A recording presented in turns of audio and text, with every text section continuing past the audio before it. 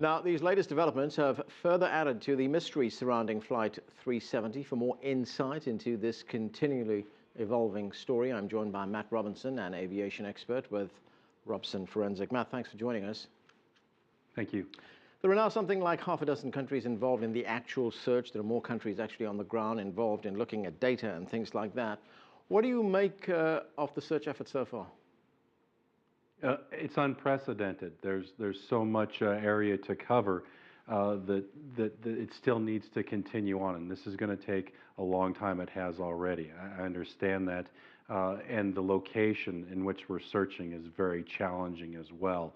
Hopefully that the weather will be clearing today to afford these search teams the opportunity to get eyes on this debris field and hopefully determine that it is the physical evidence that we've been looking for. Right, and insofar as the search area is concerned, I guess the one positive factor is that that area, which was very large at one point, has now been narrowed down. Has been narrowed down, and that's going to be instrumental in the search for the underwater acoustic beacon. You have to keep in mind, though, that it does take a long time to just get from Perth out to this search area, even by airplane, by surface vessel, even longer. I would be positioning our sonar search vessels out there right now because time is running out for this battery. You know, and in all these efforts, we found that with so many countries involved, at times tempers have been flaring. People have been making accusations at each other. What do you think of the communications between all the countries involved so far? I've never since day one been critical of the investigator in the trenches on the ground doing his or her job. We don't have a real glimpse beyond that door, nor should we until things have been positively determined and then released at that point. They're dealing with the information and the evidence that they have right now. The thing is, there's not much of it.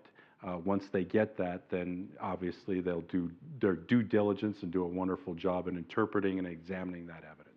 Yeah, I want to ask you about that actually, because we now have several satellite images showing us what could be debris from the plane, could be some other thing for all we know. We don't know.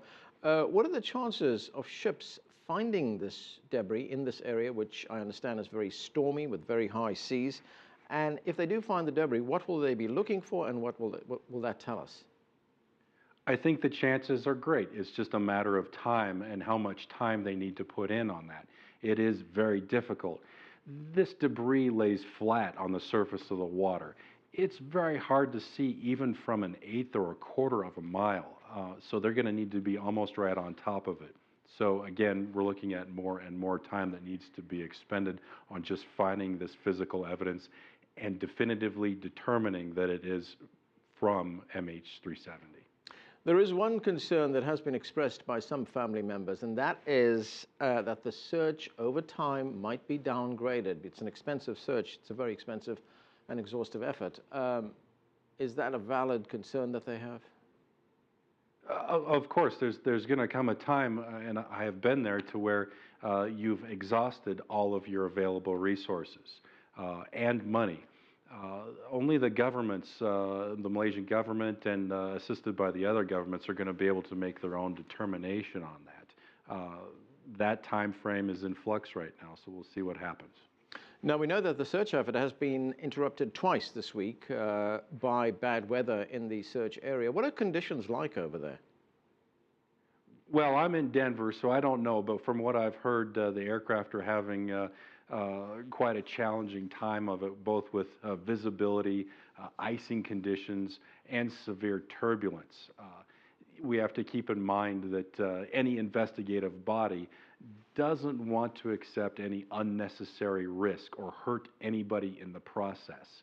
So they mitigate those hazards, and if they exercise any type of risk management process, they'll pull them back and live to search another day. Okay, thanks, Matt. Matt Robinson there talking to us from Denver.